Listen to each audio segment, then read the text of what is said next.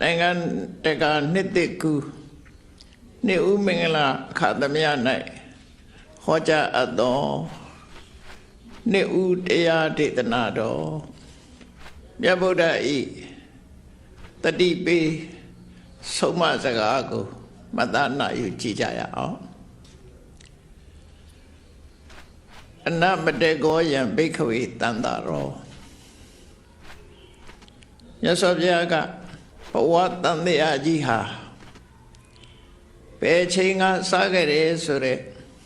အစကိုမသိနိုင်လောက်အောင်ရှည်လျားတယ်လို့ခေါ်အစင်လျောက်၍မသိရသောအစရှိဆိုလိုတာဘယ်ချိန်ကစတယ်ဆိုတာမှတ်တမ်းတင်လို့မရလောက်အောင်ရှိဝေးတယ်လို့ပြောတာအစမရှိဘူးလို့ပြောတာတော့မဟုတ်ဘူးမသိနိုင်လောက်အောင်ရှိကြတဲ့အစရှိတယ်တရားရည်ရဲ့အစဟာအလုံးကိုရှိကြနေသည့်အတွက်ကြောင့်ဘဝမှာဒုက္ခဆိုတာလို့လေအမျိုးစုံကြုံတွေ့ကြရတယ်ဘုရားဘာသာတွေအလုံးကြားဘူးနေကြတယ်အနမတေကောယံဘိက္ခွေတန္တာရောအယံတန္တာရောတဘဝမှာတဘဝကုပြောင်းနေတဲ့ဤဖြစ်စဉ်ကြီးဟာခန္ဓာတစ်ခုမှခန္ဓာတစ်ခုယုံနာတစ်ခုမှယုံနာတစ်ခုစင်စဲပြပြောင်းလဲဖြစ်စဉ်နေတဲ့ဖြစ်စဉ်ကြီးဟာအနမတေကောမသိအပ်သောအစရှိတယ်ဝါအစကိုမသိနိုင်ဘူးလို့နောက်ကြောင်းပြန်ပြီးအစရှိတော့မှရှာတော်မှဒီအစဆိုတာရှာတွေ့နိုင်မှာမဟုတ်ဘူးအလွန်ရှိလျားလို့ဒီစကားကိုမိန့်ကြားတာပဲဖြစ်တယ်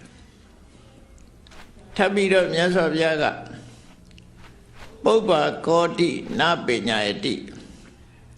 အဝိဇ္ဇာနိဝရဏနံတတ္တနံတဏတန်ယောစနနံတန္တဝတ္တံတန္တရတံဘဝခရီးကြီးမှာတရားတွေဟာဓမ္မကနေဓမ္မချင်းတီးပြီးတော့ပြောင်းနေကြရတယ်ဟာဘယ်လိုအနေထားနဲ့တဘွားကနေတဘွားပြောင်းနေကြသလဲလို့ဆိုရင်အဝိဇ္ဇာတရားရဲ့ပိတ်ဆို့ခြင်းကိုခံရတယ်တဏှာတရားရဲ့နှောင့်ဖွဲ့ထားခြင်းကိုခံရတယ်ဆိုလိုတာကတန်တရားလဲတာဟာအမောင်ထဲမှာကျွတ်တုတ်ခံရပြီးလဲနေတယ်ဆိုတဲ့အဓိပ္ပာယ်ပဲကျွတ်တင်ပြီးတော့မြင်နိုင်စွာမရှိဘူးဒီဘဝကနေပြီးနောက်ဘယ်ဘဝသွားရမယ်ဆိုတာမြင်နိုင်စွာမရှိဘူးအဲ့ဒါအဝိဇ္ဇာကကာစီပြီးတော့ထားတာအမောင်တူကြီးကရှေ့ကကာထားပြီးလူကိုလည်းယုံမထွက်နိုင်အောင်ကျိုးတွေနဲ့ချီနှောင်ထားတယ်တဏှာဆိုတဲ့တန်ရောစဉ်ကျိုးကလည်းချီနှောင်ထားတယ်အဝိဇ္ဇာအမှောင်ကြီးနဲ့လည်းစုံစည်းနေတယ်ရှေ့ခရီးမှာဘာတွေတွေ့မေဆိုတာကိုမသိနိုင်ကြဘူးမသိနိုင်ပဲနဲ့တဘွားကနေတဘွားကုပြောင်းသွားကြတာဒါမှန်တယ်ဘုန်းကြီးတို့တွေဟာအခုလူဘဝရောက်လာတဲ့အခိုက်လေးမှာလက်ရှိဘဝအနေထားကိုသိရှိကြတော့လည်းပဲဒီဘဝအဆုံးသတ်သွားရင်ဘယ်သွားရမယ်ဆိုတာမှောင်းနေပြီမသိဘူးမသိနိုင်ဘူးမသိနိုင်တော့ကိုသွားခြင်းတဲ့နေရာသွားလို့ရလားလို့ဆိုတော့တဏှာဆိုတဲ့တန်ရောစဉ်ကချီနှောင်ထားတဲ့အတွက်ကြောင့်ကိုသွားခြင်းတဲ့နေရာသွားနိုင်တာမဟုတ်ဘူးပေါ့အဲ့တော့တရားရည်ရဲ့အနေထားကိုမြတ်စွာဘုရားကအဝိဇ္ဇာရဲ့ပိတ်ဆို့မှုကိုခံထားရတယ်တဏှာရဲ့နှောင်ကြိုးနဲ့ချီနှောင်ထားတာကိုခံရပြီးတော့တန်တရားခရီးသွားနေကြတဲ့တတ္တဝါတွေရဲ့ဒီအနေထားဟာဘယ်တော့မှစခဲ့တယ်ဆိုတာမသိနိုင်ပါဘူးလို့ပြောတာပုပ္ပကောတိနပညာယတိဥပမာပြောမယ်လူတယောက်မျက်စိကိုပိတ်ထားတယ်ကျိုးတုပ်ထားတယ်သူဟာမဆုံးနိုင်တဲ့ခရီးကိုရှောက်နေရတယ်အဲ့တော့သူသွားရမယ့်ခရီးလည်းသူမမြင်ဘူး လွတ်လွတ်လပ်လပ်လဲသွားနိုင်ခြင်းမရှိဘူးမျက်စိနှောင်းပိတ်ပြီးတော့ကျိုးနဲ့စီးထားတဲ့လူတယောက်ရဲ့ခီးသွားနေရတဲ့ပုံစံမျိုးတန်တရားထဲမှာလူတွေဒီလိုသွားနေကြတယ်ဆိုတဲ့အကြောင်းမြတ်စွာဘုရားကဟောတာအဲ့တော့တပိုင်းကြောင်းလေးတစ်ခုအနေနဲ့မြတ်စွာဘုရားက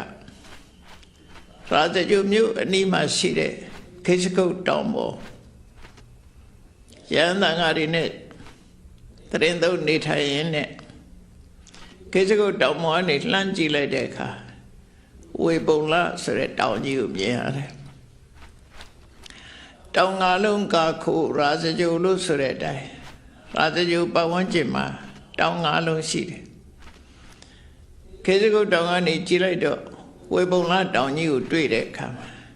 မြတ်စွာဘုရားကဝေပုံလတောင်ကြီးရဲ့သမိုင်းကြောင်းကိုအစမထင်သံဃာအကြောင်းဟောရင်းကနေပြီးတော့ဝေပုံလတောင်ကြီးရဲ့သမိုင်းကြောင်းကိုမြတ်စွာဘုရားမိန့်ကြားတာမှတ်သားစရာကောင်းတယ်ဘဝဆိုတာကဘာဆိုတာအမြဲတမ်းပြောင်းလဲနေတာပဲဤကဘာကြီးကလည်းပြောင်းလဲနေတယ်ဘဝကြီးတွေကလည်းပြောင်းလဲပြီးတော့နေတယ်မြတ်စွာဘုရားကဝေပုံလတောင်ကြီးကိုလက်ညှိုးထိုးပြီးတော့ဒီဗဒ္ဒကဘာအတွင်းမှာပဲဒီဝေပုံလတောင်ကြီးဟာအပြောင်းလဲတွေဖြစ်ခဲ့တယ်ဆိုတာကိုယဟန်တွေကိုဟောပြတယ်ဒီဝေပုံလတောင်ကြီးကိုတဲ့တစ်ချိန်တုန်းကဝေပုံလလို့မခေါ်ပဲနဲ့ပါစီနာဝန္တလို့ခေါ်ခဲ့ကြတယ်တဲ့ဝေပုံလတောင်ကြီးဟာပါစီနာဝန္တတောင်ဒီဒေသမှာနေတဲ့လူမျိုးတွေကြတော့တိဝရလူမျိုးလို့ခေါ်ခဲ့တယ်တဲ့သူတို့ရဲ့တက်တန်းဟာအနှစ်4000အသက်ရှိကြတယ်ဒီတောင်ဟာဘယ်လောက်မြင့်တယ်လဲဆိုရင်တိဝရလူမျိုးတွေဟာဒီတောင်မောပါစီနာဝန္တတောင်မောကိုတက်လို့ရှိရင်4 ရက်တက်ရတယ်ပြန်ဆင်းတော့လဲ4 ရက်ကြာတယ်အဲ့ဒီခေတ္တကပွင့်တော်မူတဲ့မြတ်စွာဘုရားဟာကကုတ္တန္တမြတ်စွာဘုရားလို့ခေါ်တယ်အဲ့ဒီကကုတ္တန္တဗုဒ္ဓရဲ့ထိတ်တန်းတပည့်ကြီး2 ဦးကတော့ရှင်ဝိတုရနဲ့ရှင်သိစီအင်စီဝါဆိုတဲ့မထေရ 2 ပါးပဲဖြစ်တယ်ကကုတ္တန္တဘုရားလက်ထက်ကသမိုင်းကြောင်းကိုပြောပြပြီးတော့မြတ်စွာဘုရားကဘာဆက်ပြောတော့ဆိုပါစီနာဝန္တဆိုတဲ့အမည်လည်းပျောက်သွားပြီတဲ့မရှိတော့ဘူးအခုပါစီနာဝန္တလို့မခေါ်တော့ဘူးတဲ့ဒီဒေသမှာနေတဲ့တိဝရဆိုတဲ့လူမျိုးတွေလည်းမရှိတော့ပျောက်သွားပြီကကုတ္တန္တမြတ်စွာဘုရားလည်းပြိဋိဘံဆံသွားပြီတဲ့သူတပည့်တွေလည်းမရှိကြတော့ဘူးသမိုင်းကြောင်းမြတ်စွာဘုရားကဗဒ္ဒကဘာထဲမှာကြုံတွေ့ခဲ့တဲ့သမိုင်းကြောင်းကိုအဲ့လိုခေါ်ပြီးတော့ဧဝံအနိစ္စဘိက္ခွေသင်္ခါရဧဝံအတုဝဘိက္ခွေသင်္ခါရဧဝံအနတ္တတိကဘိက္ခွေသင်္ခါရယဟန်တို့အကြောင်းတရားတွေရဲ့စီမံဖန်တီးထားတဲ့သင်္ခါရတရားတွေဆိုတာဖြစ်ပြီးရင်ပြောင်းသွားမှာပဲတဲ့ဘယ်တော့မှမခိုင်ပါဘူးတဲ့ဘယ်တော့မှ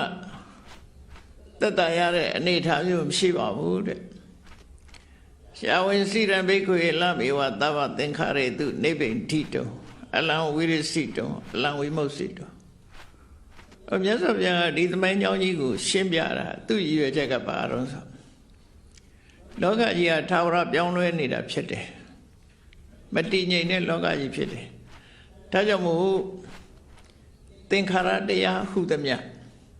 တော့သင်္ခါရတရားဆိုတာတခြားမရှာနဲ့ကိုယ်ဘဝလည်းသင်္ခါရသူ့ဘဝလည်းသင်္ခါရကိုနေတဲ့လောကကြီးကလည်းသင်္ခါရအရာခတ်သိမ်းဟာအကြောင်းတရားပေါ်မှာမှီတည်နေတာဖြစ်လို့သင်္ခါရလို့ခေါ်တာအဲ့ဒီအကြောင်းတရားပေါ်မှာမှီတည်နေတဲ့အရာခတ်သိမ်းဟာတဲ့တနေ့ကျတော့ပျောက်ကွယ်သွားမှာကြီးပဲဘယ်အရာမှယက်တည်နေမှာမဟုတ်ဘူးတဲ့အခုပဲကြည့်လေ2021ခုနှစ် ပျောက်ကွယ်သွားပြီတော့လူတွေရဲ့ဝါဒ2022ခုနှစ်ကိုရောက်လာပြန်ဒါကြောင့်မကြခင်ပဲ2022ကုန်သွားပြီ23ရောက်အောင်ပါပဲနှစ်စဉ်လဲနှစ်ဟောင်းနေကုန်ပြီးတော့နှစ်သက်ကိုဒီလိုပြောင်းလာခဲ့ကြတာဘေးရမထာဝရတည်မြဲနေတယ်ဆိုတာမရှိပါဘူးတဲ့အားလုံးဟာရွေးရှားပြောင်းလဲနေတယ် ever change ထာဝရအပြောင်းလဲကြီးနဲ့နေတဲ့ဤကဘာကြီးလို့ဤလောကကြီးလို့မြတ်စွာဘုရားအဲ့တော့ဤလောကကြီးဟာရှင်းနှက်ဆရာကောင်းလာလို့ဆိုရှင်းနှက်ဆရာမကောင်းဘူးတဲ့အေဝံအနတ္တတိကအသက်ရှူမချောင်နဲ့ထာဝရပြောင်းနေတယ်ဆိုတာအသက်ရှူပဲချောင်မလဲတည်ငြိမ်မှုမရှိဘူးတည်ငြိမ်မှုမရှိသည့်အခုဖြစ်လိုက်တော့ကြပြတ်သွားလိုက်ဖြစ်လာလိုက်ပြတ်သွားလိုက်ဆိုတဲ့ဒီအနေထားကြီးဟာဘယ်သူမှစိတ်သက်သာရစရာမရှိဘူးတဲ့သို့တော့အဲ့ဒီစိတ်သက်သာရစရာမရှိတဲ့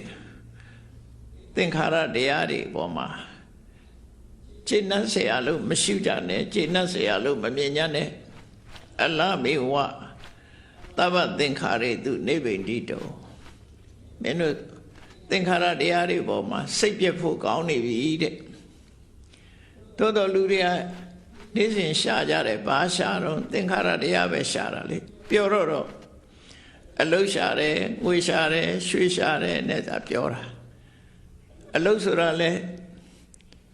ခဏနေပြောက်ွယ်သွားတာအလုံးလုံးလို့ရတဲ့ငွေကြေးတနာဆိုတာလဲခဏနေပြောက်ွယ်သွားတာရှာသူကိုယ်တိုင်ကလည်းခဏနေပြောက်သွားမှာအဲ့တော့ကိုရှာနေတာတွေဟာခိုင်မာတဲ့အရာတွေကိုရှာတာမဟုတ်ဘူးအနှစ်သာရရှိတာကိုရှာတာမဟုတ်ဘူးတနေ့ကျတော့အလုံးဟာပျောက်ဆုံးသွားမဲ့အရာတွေဖြစ်တယ်ကိုရှာသမျှသည်သင်္ခါရတွေဖြစ်နေလို့မင်းတို့စိတ်ပြတ်ဖို့ကောင်းပြီ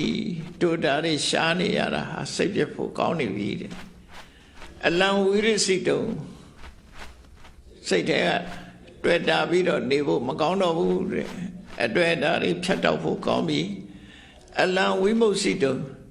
အဲ့ဒီမတည်ငြိမ်တဲ့ဘဝကြီးကနေပြီးတော့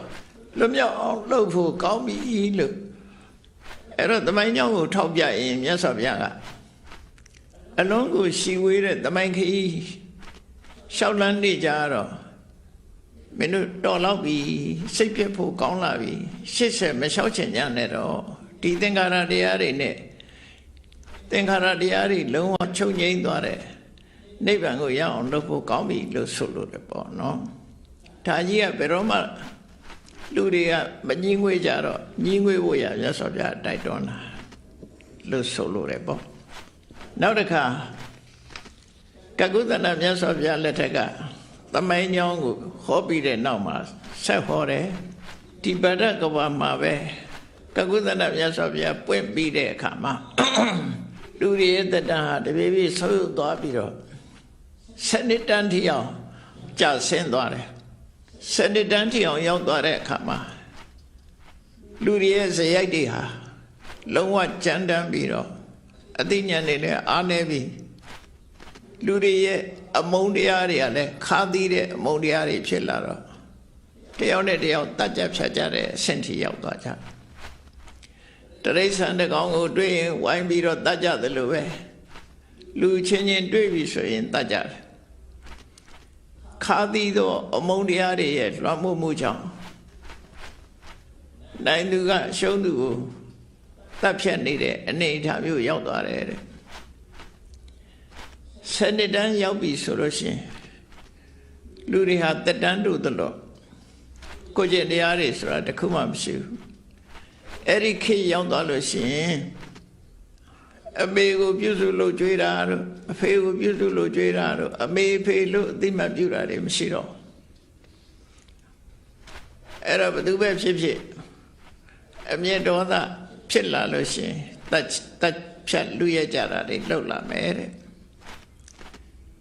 အဲ့ဒီချိန်မှာသူတို့တွေ့သမျှတွေဟာလက်နဲ့တွေဖြစ်ပြီးတော့တုံနဲ့တူတတ်ကြဖြတ်ကြလိမ့်မယ်အဲ့ဒါနဲ့လူမျိုးຫນွယ်ကြီးတစ်ခုလုံးဟာလူမျိုးတုံသဘောမျိုးလောက်ထိအောင်ဖြစ်သွားမယ်လို့သူများကိုလည်းတတ်လို့စဲမရှိဘူးကိုယ်လည်းအသက်ခံအမှကြောက်တဲ့ ကြောက်ပြီးတော့လူတွေနဲ့ဝေးတဲ့နေရာမှာသွားရောက်ပုံနေတဲ့လူအချို့လောက်ပဲကြံရမယ်အပုံကောင်းတဲ့လူအချို့လောက်ကြံပြီးကြံတဲ့လူမျိုးနွယ်တွေဟာပြုံးသွားလိမ့်မယ်အဲ့ဒီကြတဲ့အခါလူလောကမှာလူတွေကုံတလောက်ဖြစ်သွားတော့တိတ်ဆိတ်ငြိမ်သက်သွားလို့တောတောင်လိုင်ကူတွေမှာပုံနေတဲ့လူတွေထွက်လာကြတော့တယောက်တယောက်မြင်တွေ့တဲ့အခါအော်မင်းလည်းအသက်ရှိသေးတယ်ကိုမင်းလည်းအသက်ရှိသေးကိုနဲ့တုံးနဲ့တူဝမ်းသာအားရဖက်ပြီးတော့ငိုကြွေးကြပြီးတူမေတ္တာတူမှာဆိုပြီးမေတ္တာတရားထား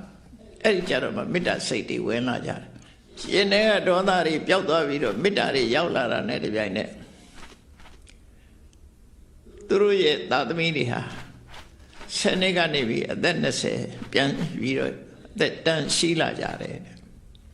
တဖြည်းဖြည်းတိုးတက်လာလိုက်တာနောက်ဆုံးအသက်ဘလောက်ဆိုတာတောင်ရေတွက်လို့မရလောက်အောင်အသင်ခြေထိအောင်ရှေ့ပြီးတော့နောက်တက်တန်းနေပြန်ရော့လာပြန်တယ်ပြန်ဆုတ်လာပြီးတော့လူတွေရဲ့တက်တန်းအနှစ်3000တန်းရောက်လာတဲ့အခါမှာကောဏကမနမြတ်စွာဘုရားဆိုတာပွင့်လာပြန်တယ်ဒီဗဒ္ဒကဝမှာကောဏကမနဗုဒ္ဓပွင့်လာတယ်အေးကောဏကမနဘုရားပွင့်တဲ့အချိန်မှာဟောဒီဝေပုံလတောင်ကြီးကရှိသေးတယ်ဒါပေမဲ့အဲ့ဒီတော့တောင်ရဲ့နာမည်ကိုဝင်္ကကတောင်လို့ခေါ်တယ်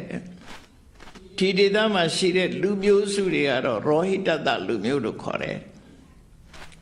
သူတို့ရဲ့တက်တန်းကတော့နှစ်3000သက်ရှိကြတယ်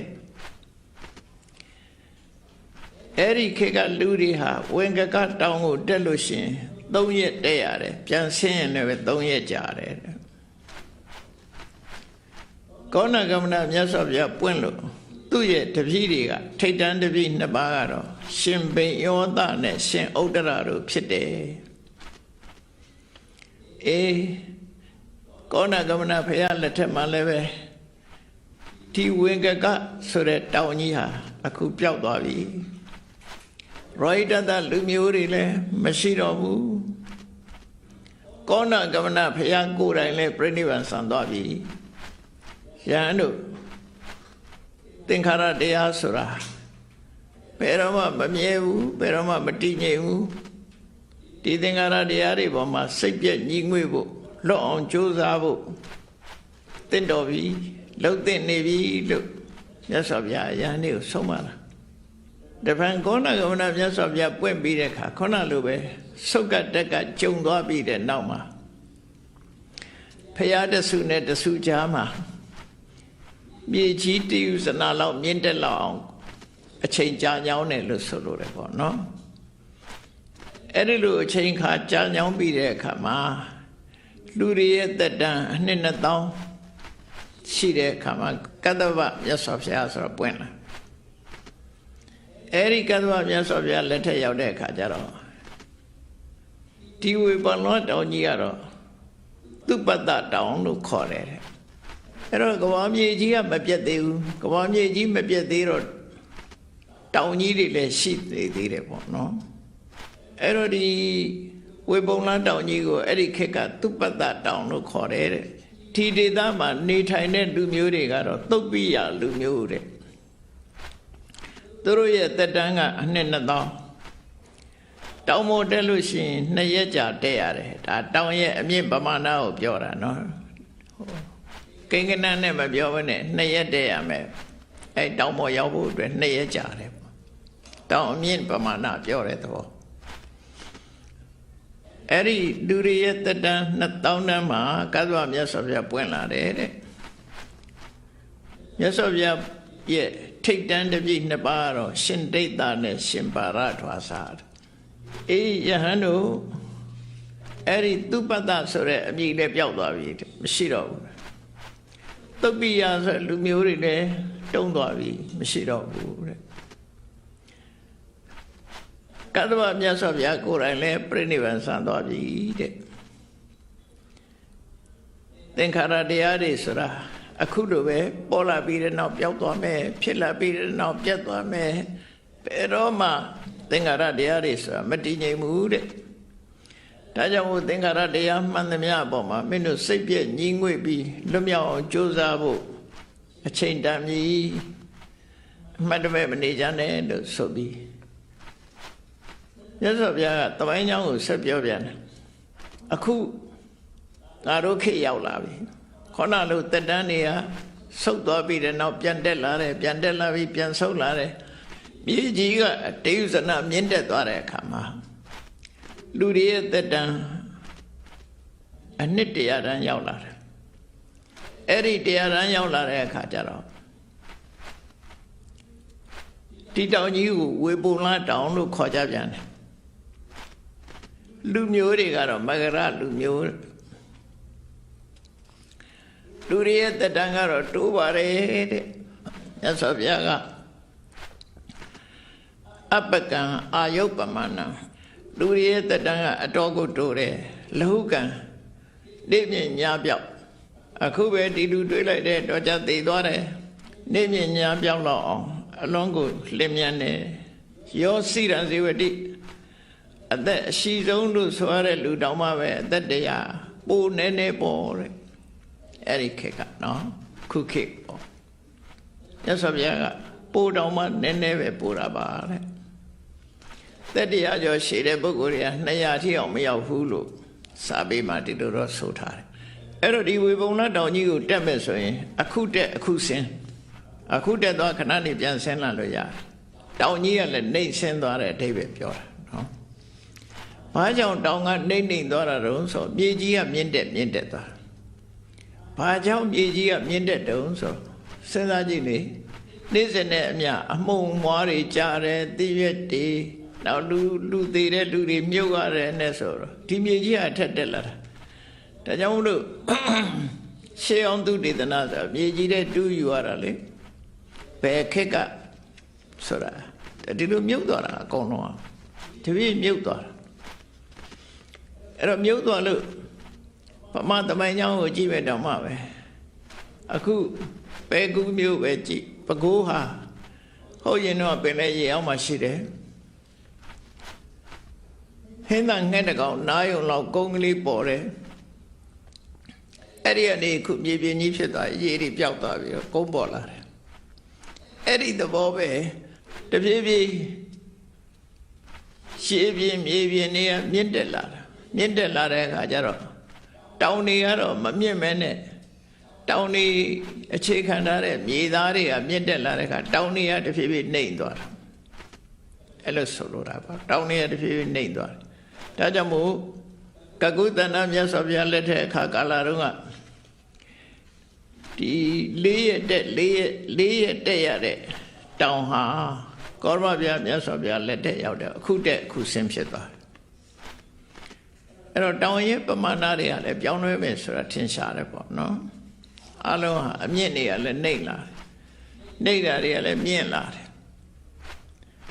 အဲ့တော့မြေကြီးတွေမြင့်တက်လာသည့်အတွက်ကြောင့်ဒီလိုဖြစ်တာအခုမြတ်စွာဘုရားကဆက်ပြောတယ်ငါဘုရားအနေနဲ့လောကမှာပွင့်ပေါ်နေတယ်ငါရဲ့ထိတ်တန်တပည့်ကတော့ရှင်သာရိပုတ္တရာနဲ့ရှမောက္ကလန်တို့ဖြစ်တယ်ဆိုပြီးတော့ဘဝိတ္တိသောသမယောတဲ့ဒီအခြေအနေတစ်ခုကျုံလာလိမ့်မယ်ဒီအချိန်ရောက်လာလိမ့်မယ်တဲ့ဘာလို့ဆိုရင်ဟောဒီဝေပုံလားတောင်ကြီးရဲ့အမိပြောက်သွားမယ်အဲ့ဒီအချိန်ရောက်လာတော့မယ်တဲ့ရောက်လာမယ်တဲ့ဒီနေ့ကျရင်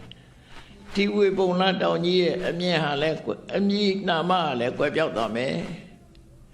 ဒီဒေသမှာနေကြတဲ့လူမျိုးစုတွေကလည်းပဲကွယ်ပြောက်သွားလိမ့်မယ်တဲ့ငါလည်းပဲပြိဋိဘံဆံရလိမ့်မယ်အဲ့တော့ဘယ်ဟာမှမတည်မြဲဘူးဆိုတာကိုမြတ်စွာဘုရားဟောတာပါဒီတော့ကဒါကြောင့်မို့ဧဝံအနိစ္စဘိက္ခွေသင်္ခါရယန္တုအကြောင်းတရားကနေပေါင်းစပ်ပြီးတော့ထုတ်ဖော်ထားတာအဲ့တော့အကြောင်းတရားပေါင်းစပ်ထုတ်ဖော်ထားတာဆိုတာကြည့်ပေါ့တစ်ပင်တစ်ပင်ဆိုလို့ရှိရင် မျိုးစိတ်လေးကဒါကထုတ်လုပ်တဲ့အကြောင်းတရားလို့ခေါ်တယ် producing cause ပေါ့အဲ့ဒီမျိုးစိတ်လေးကအပင်နဲ့အမြစ်တို့အပင်ဖြစ်ဖို့ရအတွက်မြေနဲ့ရေကအကူအညီပေးထားတယ်ဒါကို supporting cause ဥပဋ္ဌာမကအကြောင်းအဲ့ဒီအကြောင်းတစ်ခုပေါင်းစပ်လိုက်မှသစ်ပင်ဆိုတာဖြစ်လာတယ်အဲ့တော့သစ်ပင်ကမျိုးစိတ်မရှိဘဲလည်းမဖြစ်ဘူးမြေရေမရှိဘဲလည်းမပေါက်ဘူးမြေကြီးပေါ်ကသူကသူပေါက်လို့မရဘူးအဲ့တော့မျိုးစိတ်နဲ့မြေကြီးဒီနှစ်ခုပေါင်းတာအဲ့ဒါကိုသင်္ခါရလို့ပြောတာ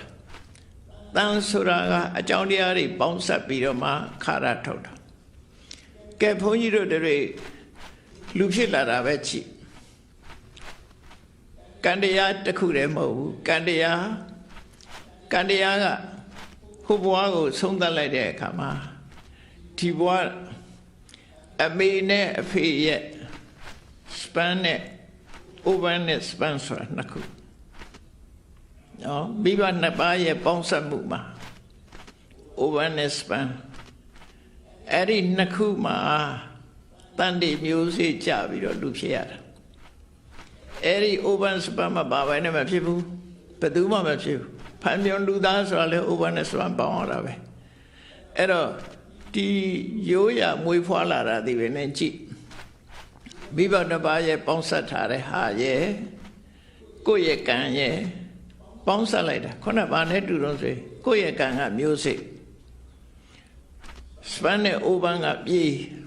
ဟောပြေးနဲ့ရေအဲ့တော့မျိုးစိတ်လေးတစ်ခုအပင်ပေါက်ဖို့အတွက်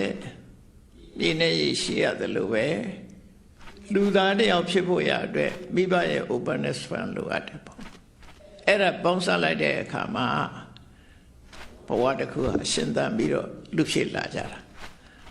အဲ့တော့လူဖြစ်ကြတဲ့ကိုကဒီအကြောင်းနှစ်ခုကိုအကြောင်းနှစ်ခုပေါင်းစပ်မှအကြောင်းနှစ်ခုဆိုတာ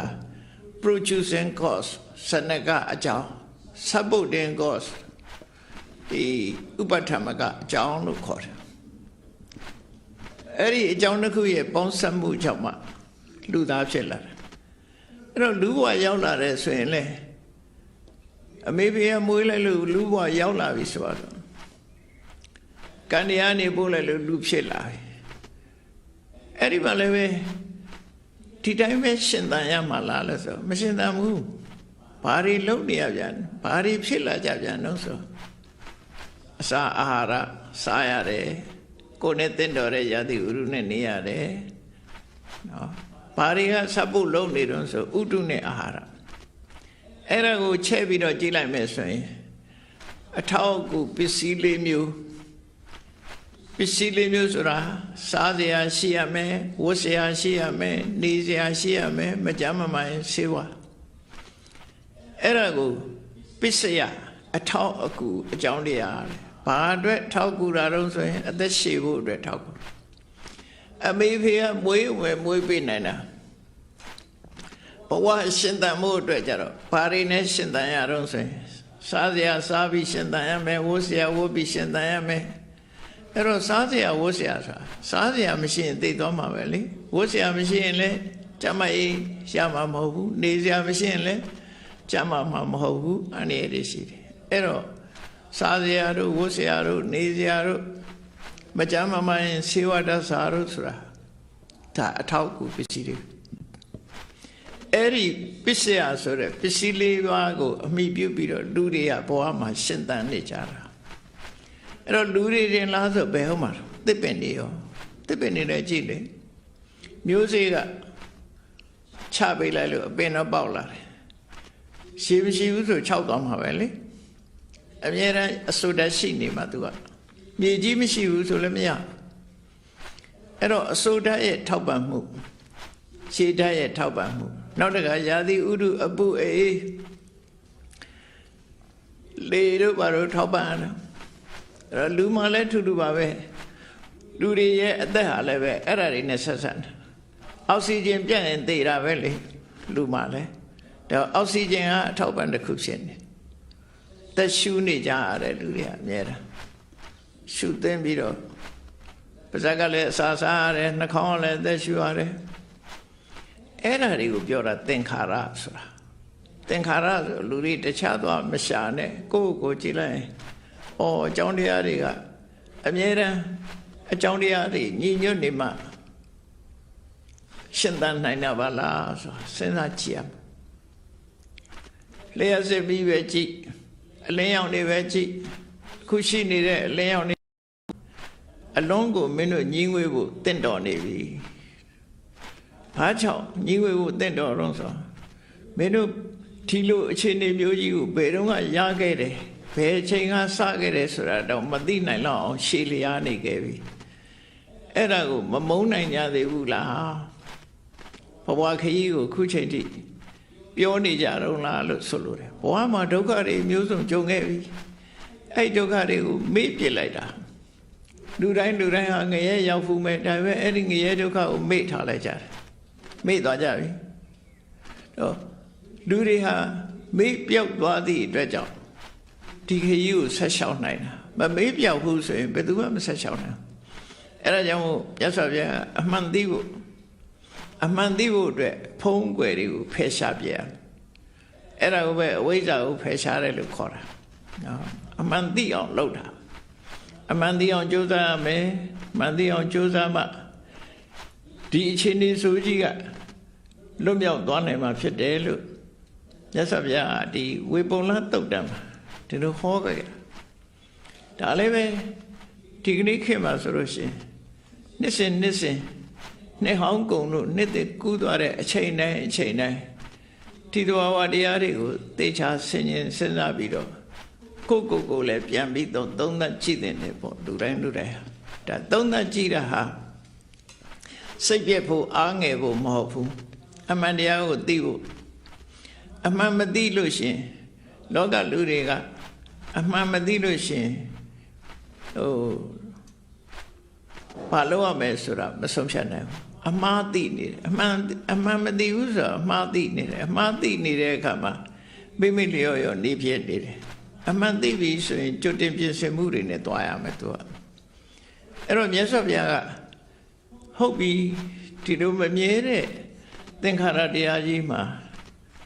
ဘာလို့တင်လဲအခုလိုပဲဘဝကြီးကရွေရှားနေတယ်ဒီသင်္ခါရတရားတွေဟာမတည်ငြိမ်ကြဘူးဖြစ်လာပြီးတဲ့နောက်ပျောက်ကွယ်သွားကြတယ်ထာဝရဆိုတာမရှိဘူးတခဏတွေသာဖြစ်တယ်အဲ့ဒီလိုသိနေလို့ရှိရင်ဘာလုပ်ရမှာလဲတည်ငြိမ်အောင်လုပ်ရမှာလားဆိုတည်ငြိမ်အောင်လုပ်လို့လည်းမရဘူးဖြစ်လာတဲ့အရာတစ်ခုမပြတ်အောင်ထိမ့်သိမ်းလို့လည်းမရဘူးလောကရဲ့သဘာဝကိုကသူကအဆုံးသတ်တွေရှိတယ်အားလုံးဟာအဆုံးသတ်ရှိတယ်နုပြိုခြင်းရဲ့အဆုံးသတ်ကအိုမင်းခြင်းပဲဖြစ်တယ်နုပြိုခြင်းဟာဘယ်တော့မှထာဝရနုပြိုမှာမဟုတ်ဘူးနုပြိုခြင်းရဲ့အဆုံးသတ်ဟာရှင်းရောခြင်းအိုမင်းခြင်းပဲဖြစ်တယ်တခါအသက်ရှင်နေခြင်းရဲ့အဆုံးသတ်ကသိဆုံးခြင်းပဲဖြစ်တယ်ဘဝတစ်ခုရပြီးအသက်ဝင်လာတာနဲ့ဒီအသက်ဟာသိခြင်းတရားမှာဆုံးသတ်မယ်လူပြိုခြင်းကအိုမင်းခြင်းမှာဆုံးသတ်မယ်အသက်ရှင်ခြင်းကသိဆုံးခြင်းမှာဆုံးသတ်မယ်အေးယောဂကင်းပြီးတော့ကျမ်းမှာလန်းဆန်းနေတဲ့အနေအထားမျိုးကလည်းပဲယောဂဖြစ်ခြင်းမှာအဆုံးသတ်မယ်ဘယ်ရာပဲဖြစ်ဖြစ်သဘာဝတရားကြီးဟာနော်အတက်ရှိရင်အကျရှိတယ်အကောင်းရှိရင်ဆိုးရှိမယ်အပူရှိရင်အေးရှိမယ်အေးရှိရင်အပူရှိတယ်ဒီသဘာဝတရားတွေဟာအမြဲတမ်းလှည့်နေတဲ့သဘာဝတရားတွေသာဖြစ်တယ်တစ်ခုရှိရင်နောက်တစ်ခုရှိနေမှာပဲအဲ့ဒီလိုရှိနေတဲ့အချိန်မှာဘာလုံးတင်လဲလို့ဆိုတော့မြတ်စွာဘုရားကဒီသုတ်တံမှာတော့မင်းတို့ညီငွေဖို့တော်လှပြီလွတ်မြောက်အောင်ကြိုးစားဖို့တော်လှပြီဆိုလွတ်မြောက်အောင်ဘယ်လိုကြိုးစားရမလဲဒီလိုသင်္ခါရတရားကြီးကနေပြီးတော့လွတ်မြောက်သွားအောင်ဘယ်လိုလုပ်ရမလဲဆိုတာနောက်သုတ်တံတစ်ခုမှာမြတ်စွာဘုရားဟောထားတာလေးကိုကြည့်လူသက်တမ်းနဲ့ပတ်သက်ပြီးမြတ်စွာဘုရားဟောထားတယ်အပ္ပမိဒံဘိက္ခွေမနုဿာနာအာယုတဲ့ယနေ့ခေတ်လူတို့ရဲ့သက်တမ်းဟာသိပ်တိုတယ်ဟုတ်တယ်အသက်တရားရန်လို့ဆိုရင်တရားနေရတဲ့လူဆိုတော့ရှားတယ် နာရေးကြော်ညာကြည့်လိုက်လို့ရှင်ဟုတ်လား340 40 50 60 90သွားကုန်ညာမရှိတော့အဲ့တော့လူတွေရဲ့အသက်တန်းဟာတရားဆိုတာမမှန်းနိုင်လောက်အောင်ရှည်လျားတဲ့အရှိကြီးပဲဖြစ်တယ်အဲ့တော့ခဏရဲ့လူတွေရဲ့သက်တန်းဟာအလုံးကိုတိုးတယ်စဉ်းစားရမှာလူသက်တန်းဟာအလုံးတိုးတယ်တိုးတဲ့အခါမှာသိသွားပြီဆိုရင်သိသွားလို့ရှိရင်သိသွားရင်ပြီးရောလားတချို့ဘာသာတရားတွေကတော့သိသွားတာရဲ့နောက်မှာဘာမှမရှိဘူးလို့ထင်ကြတယ်နောက်ဘဝကိုမယုံကြည်ကြတာနဲ့မရှိဘူးလို့ရှုံကြည်ကြတာဒီနှစ်ခုရှိတယ်ပေါ့နောက်ဘဝရှိတယ်ဆိုတာမယုံဘူးမရှိဘူးလို့ယူဆကြတယ်မြတ်စွာဘုရားကတော့နောက်ဘဝရှိတယ်လို့ဟောထားတယ်ခမနိယောတံပရာယောတဲ့နောက်ဘဝကိုမင်းတို့သွားရမှာပဲတဲ့ဒါလူဆိုတာဖြစ်ပြမှုဟာစင်စဲမပြတ်သွားနေတာဆိုတော့ဒီဘဝအဆုံးသတ်သွားလို့ရှိရင်နောက်ဘဝပြန်စားမယ်ဒီလိုဆိုလို့တံပရာယောနောက်တမလွန်ဘဝဆိုတာကမဏီယောရောက်ရမှာပဲရောက်ကိုရောက်အောင်မှာဒီဘဝသိသွားရင်နောက်ဘဝတစ်ခုတော့ရောက်မှာအဲ့တော့ဘဝဆိုတဲ့ထဲမှာလူတွေရဲ့နောက်ဘဝလမ်းကြောင်းကိုမြတ်စွာဘုရား5မျိုး30ဘုံကိုဂတိ5မျိုးနဲ့ခွဲခြားပြီးတော့ပြထားတယ်ဘဝမှာနေထိုင်ကြတဲ့နေပုံနေထိုင် lifestyle ပေါ့သူတို့ရဲ့အသက်မွေးဝမ်းကြောင်းတဲ့ lifestyle ပေါ်မှာအမိပြုပြီးတော့သူတို့နောက်ဘဝမှာလျှောက်သွားနိုင်တဲ့လမ်းကြောင်းကြီးက9 သွဲရှိတယ်တဲ့မကောင်းမှုဒုစရိုက်တွေကိုအလွန်ကြုံပြုတဲ့ပုဂ္ဂိုလ်တွေကြတော့ပြမဆင်းရဲတဲ့ငရဲဘုံကိုရောက်သွားလိမ့်မယ်ဒါလည်းလက်တွေ့ကြည့်မယ်ဆိုလို့ရှိရင်တော့ပြစ်မှုကျူးလွန်သွားလို့ရှိရင်ထောင်သွင်းကျဉ်းချအနှိမ့်ဆက်ခံရတာလည်းခုဟာရှိတာပဲလေအဲ့သဘောပဲသူလှုပ်တဲ့လှုပ်ရအတိုင်းပဲသူကအငြင်းသက်ခံရတဲ့ငရဲဘုံကိုရောက်သွားနိုင်တယ်တဲ့ဒါလမ်းကြောင်းတစ်ခုအဲ့ဒီနည်းနည်းသက်သာတဲ့ပြစ်မှုဆိုလို့ရှိရင်တိရစ္ဆာန်ဘဝရောက်သွားမှာအဲ့တော့တိရစ္ဆာန်ကသက်သာတဲ့လို့သာဆိုရတယ်လူတွေရဲ့အနိုင်ကျင့်တပ်ဖြတ်စားခံရတာတွေတိရစ္ဆာန်တွေပဲလေကဘာမှာကြည့်ကြည့်ပေါ့နေ့စဉ်လူသေးတာတဲ့အစာပေါင်းများစွာတိရစ္ဆာန်တွေကသက်တမ်းမရှိခင်လူတွေကသတ်စားနေကြတာသတ်စားရုံနဲ့မကဘူးအနိုင်ကျင့်တာတွေဘယ်လောက်ဆိုးလဲလို့ဆိုရင်ခုခေတ်မှာဆိုရင်နီးပညာဆိုပြီးတော့အသုံးချပြီးတော့ကျက်တွေပါလေဆိုကြားဘူးတာဖတ်ဘူးတာပြောရမယ်ဆိုရင်ကျက်တွေကိုမလှုပ်နိုင်မရှားနိုင်အောင်ချင်းကြက်ကလေးမှထားပြီးအစာကျွေးဥခိုင်းဆေးတွေကျွေးဥခိုင်းဝက်တွေဆိုလဲအသားတိုးအောင်လုပ်အဲ့လိုလုပ်ပြီးတော့သတ်စားနေကြတာလေအဲ့တော့လူတွေရဲ့အနိုင်ကျင့်တပ်ဖြတ်မှုဟာအတိုင်းနဲ့အလွန်ဆိုးဝါးလွန်နေပေါ့တိရစ္ဆာန်တွေကိုတပ်ဖြတ်ပြီးတော့အနိုင်ကျင့်စားတော့နေရမသိခင်နဲ့ချုံနှောင်ထားတယ်သိပြီးတော့လည်းတတ်လိုက်တယ်အဲ့တော့သူတို့ဘဝလွတ်လပ်တာရှိမှဖြစ်တာတချို့ဆိုလို့ရှိရင်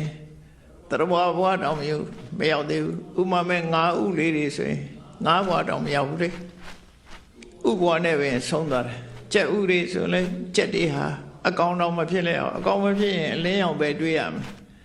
အမောင်နဲ့ပဲသူတို့ဟာဘဝခရီးကိုသွားနေရတာတကယ်အမောင်နဲ့သွားနေတာတရေစစ်မှာပဲသိဆုံးသွားကြတဲ့တရဝတွေကမြောက်များစွာရှိတယ်တန်းချီရှိတယ်နေ့စဉ်နဲ့အမြတ်မှာလဲတပ်ဖြတ်ခံနေရတဲ့တရဝတွေအများကြီးပဲအဲ့တော့လောကကြီးအခြေအနေကိုကြည့်လိုက်မယ်ဆိုရင်ဒါတရဝတွေတရိစ္ဆာန်လောကကိုကြည့်လိုက်မယ်ဆိုရင်အညမညခါရိကာဒုဗ္ဗလခါရိကာတကောင်းသတ်စားတယ်ငါးလည်းငါးချင်းလည်းစားတာပဲဖားလည်းဖားချင်းလည်းစားတာပဲမွေရလည်းမွေချင်းစားတာပဲဒါအညမညခါရိကာမျိုးတူတွေလည်းသတ်စားတာဒုဗ္ဗလခါရိကာအာမရှိတဲ့ကောင်အာရှိတဲ့ကောင်အနိုင်ကျင့်တပ်ဖြတ်စားတာဒါတိရစ္ဆာန်ဘဝရဲ့အနေထားကြည့်သူ သူတို့ထမင်းတွေပဲချက်ပြုတ်စားရမှာမဟုတ်တာအရှင်လက်လက်သက်စားတယ်အရှင်လက်လက်မျိုးတယ်အဲ့ဒီတိရစ္ဆာန်ဘဝကိုလေရောက်သွားကြတယ်အဲ့ဒီတဲ့နည်းနည်းသက်သာရင်ပြိတ္တာဘဝဆိုတာစားလောင်းလောင်းငတ်ငတ်ပြက်ပြက်အမြဲတမ်းစားလောင်းနေတဲ့ hungry ghost ပေါ့အမြဲတမ်းစားလောင်းနေတဲ့ပြိတ္တာဘဝဆင်းရဲဒုက္ခရောက်နေတဲ့ပြိတ္တာဘဝရောက်တယ်တဲ့ကုသိုလ်ကောင်းမှုတွေရှိရင်တော့လူဘဝလူဂတိမနုဿဂတိရောက်လာအဲ့ဒီတဲ့ကုသိုလ်ကောင်းမှုကိုများများကြီးပြုလုပ်တဲ့ပုဂ္ဂိုလ်တွေကြတော့နတ်ပြည်တို့မြမပြည်တို့ရောက်အဲ့ဒါကိုဂတိ၅ပါးလို့ခေါ်တယ်တိရိယဂတိတိရိစ္ဆာနဂတိပေတဂတိမနုဿဂတိဒေဝဂတိအဲ့တော့ဘယ်သူပဲဖြစ်ဖြစ်ခဏလူသားတွေဟာဖယ်နိုင်ငံသားပဲဖြစ်ဖြစ်ဘာလူမျိုးပဲဖြစ်ဖြစ်သိသွားရင်ဒီ၅ခုတစ်ခုတော့ရောက်သိကြတယ်အကုသိုလ်များရင်ငရဲရောက်မယ်ဣရိယာဂတိအဲ့ဒီသက်သာရင်တိရိစ္ဆာနဂတိတိရိစ္ဆာဘုံရောက်မယ်အဲ့ဒီတဲ့သက်သာတာပိဋကဂတိပြိဋ္ဌဘုံရောက်မယ်ချမ်းသာဒုက္ခရတာမနုဿဂတိလူဘုံရောက်မယ်ထေဝဂတိနတ်ဘုံကိုရောက်မယ်လို့အဲ့ဒါကိုပြောတာခမနိယောတံပရာယောမင်းဒီဘဝသိလို့ရှိရင်နောက်ဘဝတစ်ခုတော့ရောက်မှသိကြတယ်ရောက်သွားလိမ့်မယ်တဲ့အဲ့တော့လူသက်ဟာတူတယ်နောက်ဘဝဆိုတာဧကန်ရှိတယ်ဒါကြောင့်ဒါဖြစ်ဘာလို့ရမလို့ဆိုမြတ်စွာဘုရားဆုံးမတယ်ကတ္တပံကုသလံအပြစ်ကင်းပြီးတော့ကောင်းကျိုးချမ်းသာရတဲ့အလုပ်ကိုလုပ်ပါလို့ပြောတယ်ကုသိုလ်ဆိုတာအပြစ်ကင်းပြီးကောင်းကျိုးချမ်းသာပေးတဲ့အလုပ်ကိုဆိုလိုတယ်ဘယ်ဟာပဲဖြစ်ဖြစ်ကောင်းတဲ့အလုပ်မကောင်းတဲ့အလုပ်ဆိုတာနှစ်ခုရှိတယ်နော်အစာတောင်မှပဲခန္ဓာကိုယ်အကျိုးပြုတဲ့အစားအစာရှိတယ်ခန္ဓာကိုယ်ထဲမှာအစိတ်တောက်ဖြစ်တဲ့အစားအစာရှိတယ်တဘာဝကောလေအဲ့ဒါလိုပဲလူစိတ်ထဲမှာဖြစ်တဲ့ဟာကအပြစ်ကင်းတဲ့စိတ်အနေထားတစ်ခုအပြစ်ရှိတဲ့စိတ်အနေထားတစ်ခုအပြစ်ကင်းတဲ့စိတ်သဘောထားကိုကုသိုလ်လို့ခေါ်ပြီးတော့အပြစ်ဖြစ်တဲ့သဘောထားကိုအကုသိုလ်လို့ခေါ်တာပဲကုသိုလ်အကုသိုလ်ကရှင်းလေးသူကနော်အပြစ်ရဲ့ပြီးတော့အကျိုးထုတ်တဲ့အခါမှာသူကနှစ်ခုမှတ်တာကုသိုလ်ဆိုတာအပြစ်ကင်းတယ်အပြစ်ကင်းတယ်တန့်စင်တယ်ကောင်းကျိုးထုတ်ဆောင်ပေးတယ်ဒါကုသိုလ်အကုသိုလ်ဆိုတာအပြစ်ရှိတယ်သဘာဝကိုကမကောင်းဘူးမကောင်းတဲ့ကျိုးကိုလည်းထုတ်လုပ်တယ်ဟောအဲ့ဒါအကုသိုလ်အဲ့တော့မြတ်စွာဘုရားကအေးဘဝမှာနောက်ဘဝသွားရမှာဆိုတော့ကတ္တပံကုသလအပြစ်ကင်းပြီးကောင်းကျိုးချမ်းသာပေးမဲ့အလုပ်တွေကိုမင်းတို့လုပ်တဲ့နဲ့အဲ့ဒီအလုပ်တွေကိုဘုရားဘာသာမြတ်စွာဘုရားဘာဟောတော့ဌာနလုပ်တာဒါနလုပ်တာဆိုတာဘုန်းကြီးကျောင်းလှူတာတို့ဒါတွေပြောတာမဟုတ်ဘူးအကုန်လုံးနော်တချို့ကဒါနလုပ်တယ်ဆိုအဲ့ဒါမှမဟုတ်ဘူးကိုမိသားစုအချင်းချင်းကိုအပေါင်းအသင်းတကယ်ချင်းတွေမှာကြွေးတာမွေးတာဟိုရင်ပြုတာကိုစားတဲ့တဲ့ခွဲပေးတာကိုညီတာအလုံးဟာဒါနတွေကြီးပဲကော်ဖီတစ်ခွဲတိုက်တာအစမျှဝေစားတာမှန်သမျှဒါနပဲကိုပေးတာမိဘကိုကြွေးတယ်မိသားစုကြွေးတယ်မေတ္တာနဲ့အလုံးမိသားစုကြွေးတယ်နောက်ဆွေမျိုးမိတ်တင်္ဂါတွေကြွေးတယ်အလှူဒါနပြုတယ်အလုံးဒါတွေကဒါနတွေကြီးပဲနော်သီလဆိုတာကိုကျင့်တရားထိမ့်သိမ်းဆောက်ရှောက်တယ်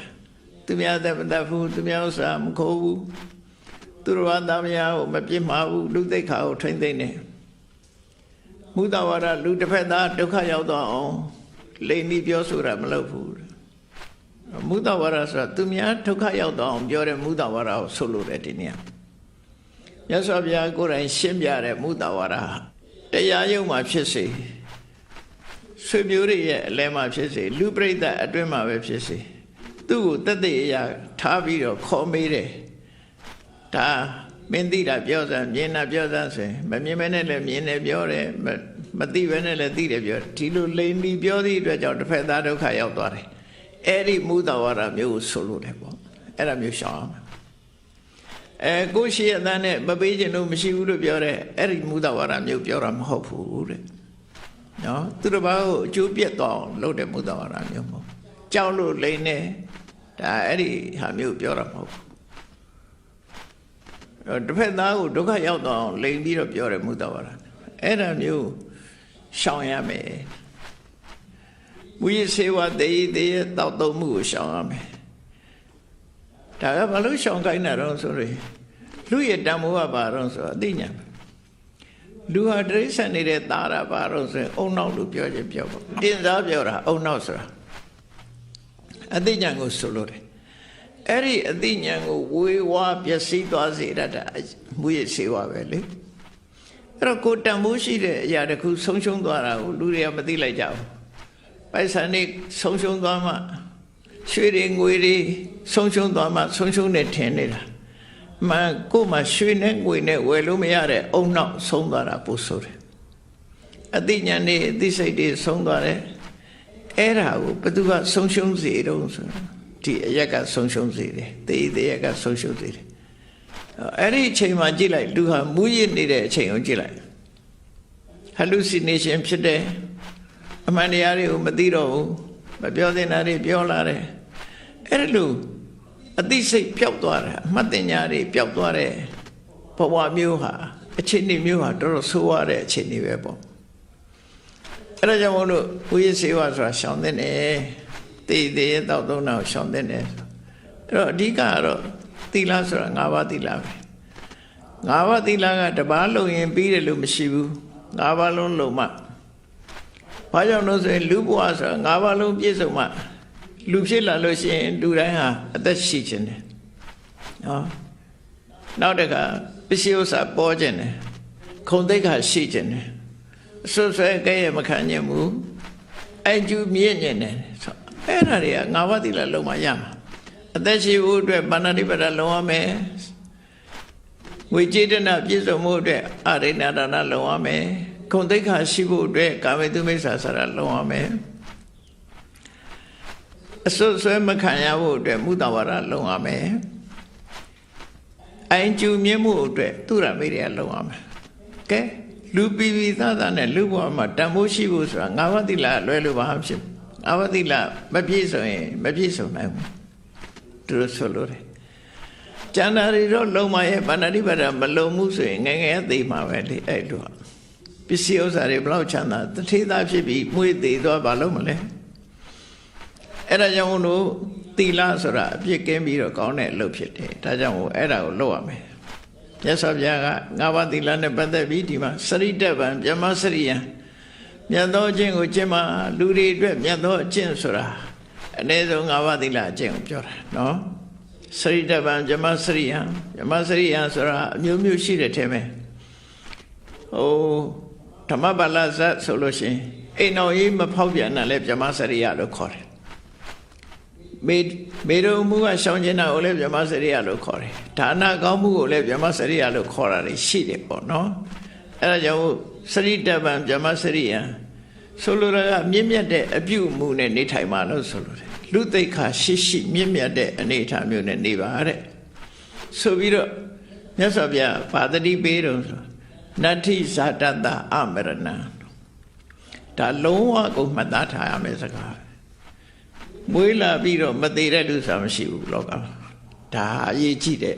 ဒါမို့နတ္ထိဇာတတအမရဏံ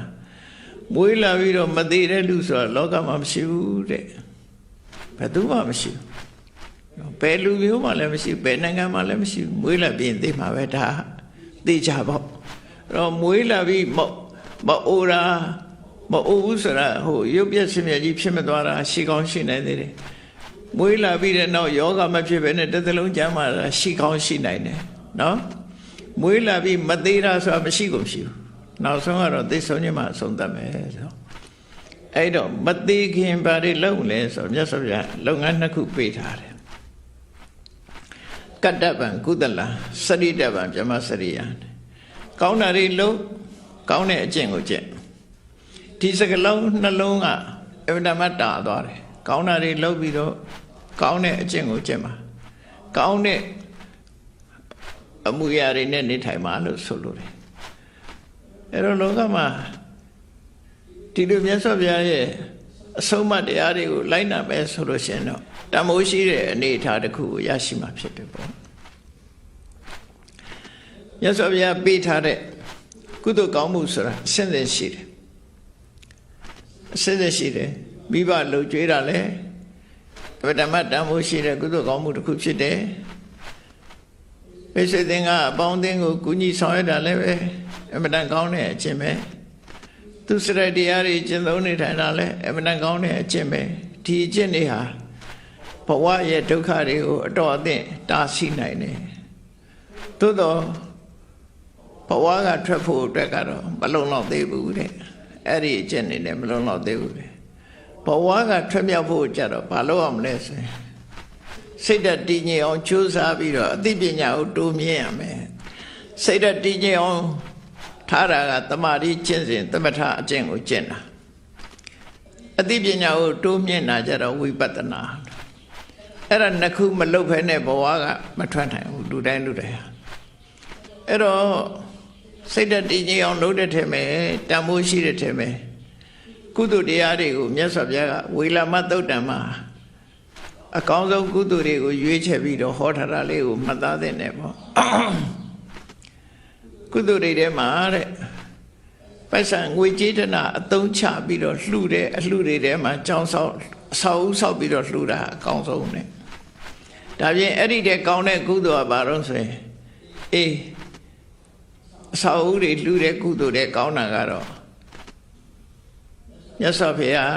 တရားတန်ခါယရဏသုံးပါးကိုကိုယ်ဝစီကတ်တဲ့တရဏဂုံကုသိုလ်တဲ့ဒါဘာလို့ဆိုဘဝကိုအနှင်းထားတာဘယ်လိုအနှင်းထားတာလဲဆိုရင်ဗုဒ္ဓသရဏံကိစ္စပြီးဆိုရင်ဘုရားရဲ့အဆုံးအမတိုင်းနေပါမယ်ဓမ္မသရဏံကိစ္စပြီးဘုရားဟောတဲ့တရားတိုင်းကျင့်သုံးပါမယ်သံဃာသရဏံကိစ္စပြီးကုသိုလ်ကောင်းမှုသံဃာတွေနဲ့လုပ်ပါမယ်ဆိုရင်ဒီသုံးခုပဲနော်အဲ့ဒီတရဏဂုံဆောက်တည်တဲ့ကုသိုလ်ကခုနကငွေကြေးတနာအကုန်ကြခံဆောက်လှူတဲ့အလှူတဲ့မြတ်တယ်တဲ့တခါအဲ့ဒီတရဏဂုံဆောက်တည်တာတဲ့ပိုမြတ်ဖို့ရအတွက်ကျတော့ကိုချင်းသီလကိုထိမ့်သိမ့်ပါ၅ပါးသီလအဲ့ဒီတဲ့ကောင်းတာရှိသေးလားလို့ဆိုရှိတယ်မေတ္တာပွားပါအဲ့တော့မေတ္တာပွားတယ်ဆိုတဲ့အခါမှာယောက်ျားဆိုရင်ကိုယ့်ရဲ့အမျိုးသားတန်ငယ်ချင်းအမျိုးသမီးဆိုရင်လည်းအမျိုးသမီးတန်ငယ်ချင်းမိတ်ဆွေတွေကိုကြည့်ပြီးတော့သူ့ဘဝအဆင်ပြေပါစေချမ်းသာပါစေပြုံးရွှင်ရေမောနိုင်ပါစေလို့သူ့ကိုအာရုံပြည့်ပြီးတော့မေတ္တာပွားပြီးရင်အဲ့ဒီမေတ္တာလေးကိုအခြေခံပြီးတော့ရက်ွက်တဲ့ရှိတဲ့လူတွေမြို့ထဲရှိတဲ့လူတွေဒေသမှာရှိတဲ့လူတွေတနိုင်ငံလုံးတစ်ကမ္ဘာလုံးကိုပြန့်ပွားအောင်လုပ်ပေးလေအဲ့ဒီမေတ္တာတရားကတော့ခုနကတရဏဂုံသီလတဲ့ပို့တန်ဖိုးကြီးတယ်တဲ့သူကဒါပြင်အဲ့ဒီတဲ့တန်ဖိုးကြီးတဲ့ကုသိုလ်ရှိသေးလားလို့ဆိုရှိသေးတယ်ဘာလို့ဆိုရင်လောကကြီးမှာဘယ်အရာမှမမြဲဘူးအလုံးဟာတခဏသာဖြစ်တယ်ထာဝရဆိုတာမရှိဘူးဖြစ်ပြီးရင်ပြတ်သွားမှာပဲဆိုတဲ့အသိဉာဏ်ကိုအခြေခံတဲ့ဝိပဿနာဉာဏ်အဲ့ဒီဝိပဿနာတရားကတော့လုံးလို့ရတဲ့ကုသိုလ်တွေမှာအကောင်းဆုံးအမြင့်ဆုံးကုသိုလ်ဖြစ်တယ်တဲ့ဒါကဝေလာမသုတ်တံမှာဟောတယ်ဟာနော်အဲ့ဒါတွေကိုပေါင်းစပ်ကြည့်လိုက်မယ်ဆိုရင်မြတ်စွာဘုရားကလူတတ္တဟာလွန်တူတောင်းတယ်ခမဏီယောတံ္ပရာယောမင်းတို့နောက်ဘဝဆိုတာရောက်အောင်မှာကတ္တဗံကုသလံဒါကြောင့်မို့ကုသိုလ်လုပ်ပါစရိတဗံဗျမစရိယအကျင့်မြတ်ကိုကောင်းတဲ့အမှုအကျင့်တွေကိုကျင့်သုံးပါလို့ဒီလိုတိုက်တွန်းနှိုးဆော်တဲ့ထဲမှာအားလုံးအမြင့်ဆုံးကုသိုလ်ကိုလုပ်ချင်တဲ့ဆိုရင်ဝိပဿနာတရားကိုကြိုးစားအထောက်ဖို့လုပ်ကြရမှာဖြစ်တယ်တဲ့ဝိပဿနာတရားသိတာလေနိဗ္ဗာန်နဲ့အနည်းဆုံးဝိပဿနာလုံးမှမက်ဖို့ဆိုတာတွေ့မယ်မက်ဖို့တွေ့မှနိဗ္ဗာန်ဆိုတာမြင်မယ်ဒီတိုင်းကတော့နိဗ္ဗာန်ဆိုတာမြင်မှာမဟုတ်ဘူးအဲ့တော့မှန်းဆပဲကြည့်လို့ရတယ်အဲ့တော့မက်ဖို့နိဗ္ဗာန်ရဖို့မက်ဖို့ဆိုတဲ့လောကုတ္တရာအဆင့်ကိုရောက်ဖို့ကြတော့ဝိပဿနာတရားဝိပဿနာလေကာနဲ့တက်မှရောက်တယ်ဆိုတာကိုမှတ်သားနိုင်ကြမှာဖြစ်ပါတယ်တရားချစ်ခင်သူတော်စင်ပြိဿအပေါင်းတို့နှစ်ဥကာလအခါသမယမှာစပြီးတဘာဝတရားကြီးရဲ့ပြောင်းလဲနေတဲ့အနေအထားတွေကိုမှတ်သားတန်ဝေကယူချပြီးတော့ထိုပြောင်းလဲနေတဲ့ထက်ကနေပြီးတော့အနှစ်သာရရအောင်တို့တွေကြိုးစားအထောက်ကြမှာဖြစ်တယ်လို့ကိုစီတတိပညာကြီးစွာထား၍ကြိုးစားအထောက်နိုင်ကြပါစေကုန်သတည်း